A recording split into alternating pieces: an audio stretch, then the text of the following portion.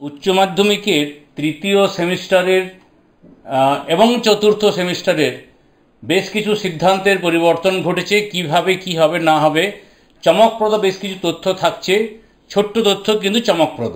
চলো আমরা দেখে নেব কি কি বিষয় নতুন উঠে আসছে।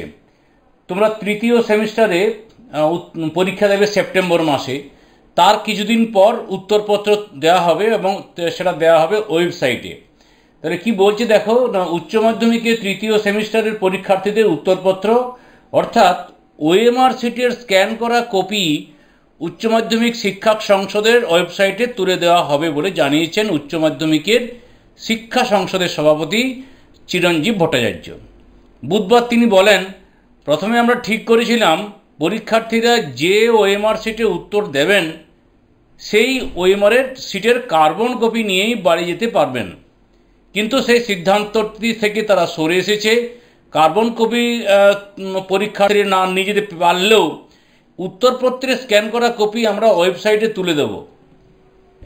সেই স্ক্যান করা কপিটা তোমরা নিজস্ব রোল নাম্বার দিয়ে দেখতে পাবে, তার সিস্টেমটা পরবর্তী ক্ষেত্রে জানিয়ে দেওয়া হবে। তো তৃতীয় এবং চতুর্থ সেমিস্টার নিয়ে হবে উচ্চ মাধ্যমিকের সার্বিক মূল্যায়ন। তৃতীয় সেমিস্টার হবে এমসিকিউ, সেটা প্রত্যেকেই জানো, আর চতুর্থ সেমিস্টারে ব্যাখ্যামূলক প্রশ্ন দিয়ে উত্তর লেখা হবে। তৃতীয় সেমিস্টার হবে সেপ্টেম্বর মাসে।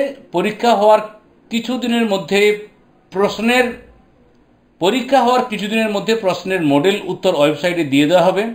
পরীক্ষার্থীরা তা মিলিয়ে দেখে নিতে পারবেন কোন প্রশ্নের কি উত্তর, অর্থাৎ তুমি কত 30 বা 35-এর মধ্যে কত পেয়েছো বা 40-এর মধ্যে কত পেয়েছো সেটা তুমি দেখে নিতে পারবে। এর কিছুদিন বাদেই উত্তরপত্রের স্ক্যান কপি ওয়েবসাইটে তুলে দেওয়া। তার প্রথমে তথ্যটা কী দেওয়া হচ্ছে যে কি উত্তর মডেল অ্যান্সার সেটা দিয়ে দেওয়া হবে, আর তারপর স্ক্যান করা কপি ওয়েবসাইটে তুলে দেওয়া হবে। প্রতিযোগিতামূলক পরীক্ষায় এই বিষয়টা করা হয়।